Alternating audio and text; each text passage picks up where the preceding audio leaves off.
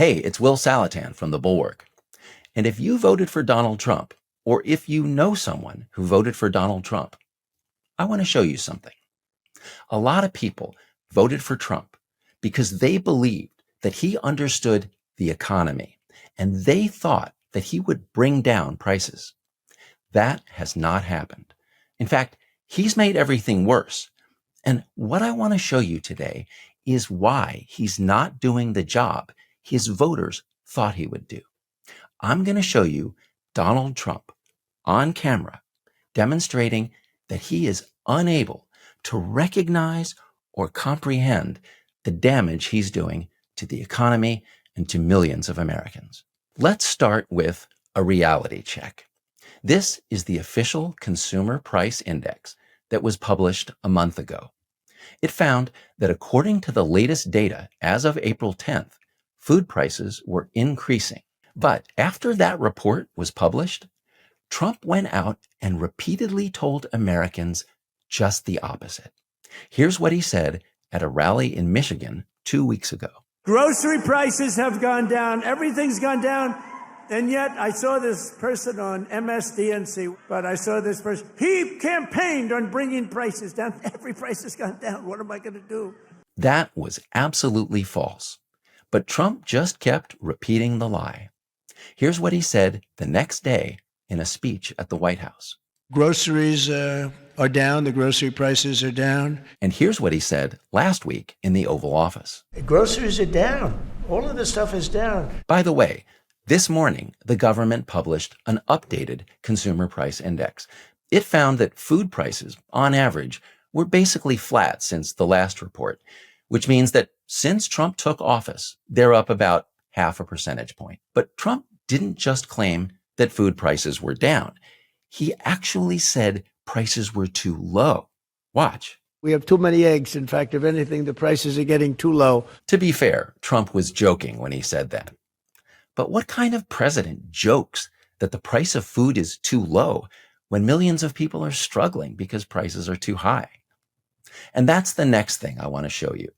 When the people around the president explain to him that his policies are hurting ordinary Americans, he blows it off. Watch this clip from his cabinet meeting 2 weeks ago. He was talking here about warnings from economists that because of his tariffs, Americans would have a hard time finding or affording items they need. Maybe the children will have $2 instead of $30, you know? And maybe the $2 will cost a couple of bucks more than they would normally. Hey, what's a couple of bucks? Your kid doesn't need that doll. Suck it up. And Trump wasn't finished. Here's what he said 2 days later on Meet the Press. But you said some dolls are going to cost more. Isn't that an acknowledgement that some prices will go up? I don't think a beautiful baby girl that's 11 years old needs to have 30 dolls. I think they can have 3 dolls or 4 dolls. The president seems to have his own ideas about how many dolls your kid should have. And it's not just dolls. Here he is in the same interview talking about how many pencils you should have. When you say they could have $3 instead of $30, are you saying Americans could see empty store shelves? No, I'm not saying that. I'm just saying they don't need to have $30. They can have 3. They don't need to have 250 pencils. They can have 5. So if you can't afford to buy what you used to buy, Trump's message is deal with it. In fact, he says it's okay, even if his tariffs cause a recession. Watch. Is it okay in the short term to have a recession? Look, everything's okay. Everything's okay? Maybe that's true if you're rich. But for most Americans, a recession is not okay. People lose their jobs. Kids go hungry. But Trump doesn't feel that. Watch what happened last week when a reporter told the president what his tariffs were doing to truck drivers and dock workers at American ports. Because business has slowed down, as you mentioned. In China. But we're seeing as a result, the ports here in the U.S., the traffic has really slowed, and now thousands of dock workers and truck drivers are worried about their jobs. Yeah, no, that means we lose less money. You know, when I see that means we lose less money. So when you say it slowed down, that's a good thing, not a bad thing. Trump doesn't seem to care about people who are on the verge of losing their jobs because of what he's doing. He thinks if we cut off imports and Americans who rely on those imports to make a living suffer, that's good. This is not normal. This is not how a normal president thinks. A normal president, when his policies are hurting people, steps back. But Trump has cut himself off mentally from all the evidence that he's taking us in the wrong direction. Let me show you two examples. First, the stock market. Here's what Trump said on March 16th. So I think our economy is going to roar. I think our stock market's going to do great. But that's not what happened. On April 3rd and April 4th, the 2 days after he announced his tariffs, the stock market fell more than 10%. It decimated the savings of millions of Americans. But Trump blew it off. He said it was Joe Biden's fault. Here's what he posted on Truth Social. This is Biden's stock market, not Trump's. He said it had nothing to do with the tariffs. And here's what Trump said at his cabinet meeting 2 weeks ago.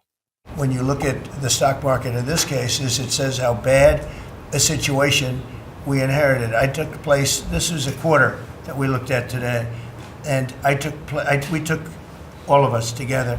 We came in on January 20th. So this is Biden, and you could even say the next quarter is sort of Biden. Did you catch that part at the end? Trump is already preparing his excuse for the next 3 months. He's already saying that if the economy continues to decline, it's not his fault.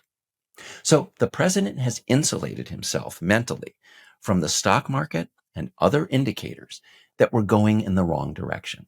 And he's also insulated himself from another warning sign, the polls.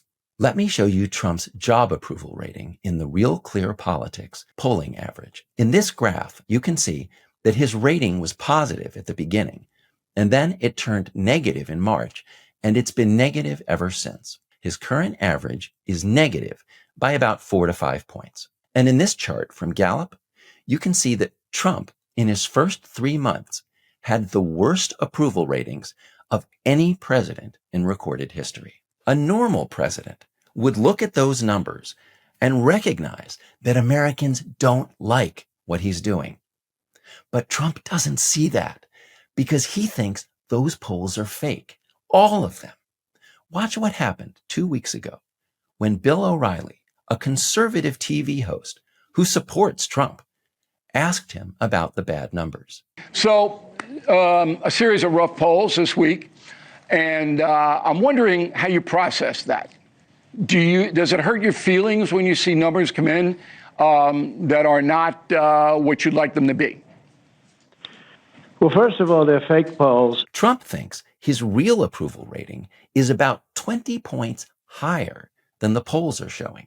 Here's what he said at his rally in Michigan on April 29th. But when you watch the fake news, you see fake polls. But on the legitimate polls, I think we're in the 60s. I think we're in the 60s or 70s or something. The 60s?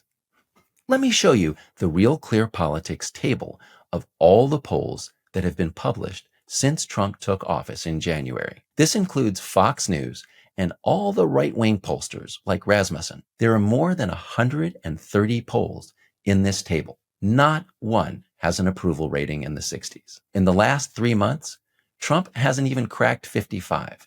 So when he says the legitimate polls have him in the 60s, he's talking about polls that literally don't exist. And here's another thing he said at the rally in Michigan. And as a result of our policies, for the first time in modern history, more Americans believe that our country is headed in the right direction than the wrong direction. Again, that's a total fantasy.